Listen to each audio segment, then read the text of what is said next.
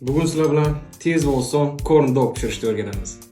Birinchi bo'lib iliq suvga dro'jji, shakar va kamgina un solib ko'tarilish uchun issiq joyga qo'yamiz. Ko'tarilgan dro'jjilik massaga tuxum va un solib quymoq konsistensiyasidagi xamir qilamiz. Xamir ko'tarilib tayyor bo'lganigacha sosiska va pishoqlarimizni to'g'rab olib, yog'och shpashkalarga xuddi kuskovoy shashlik terganday terib chiqamiz.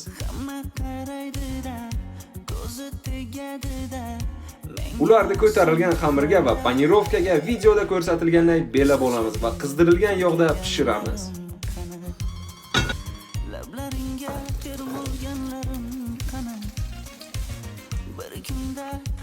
Tayyor issiqqina corn doglarni muzdek Pepsi bilan mazza qilib yeymiz.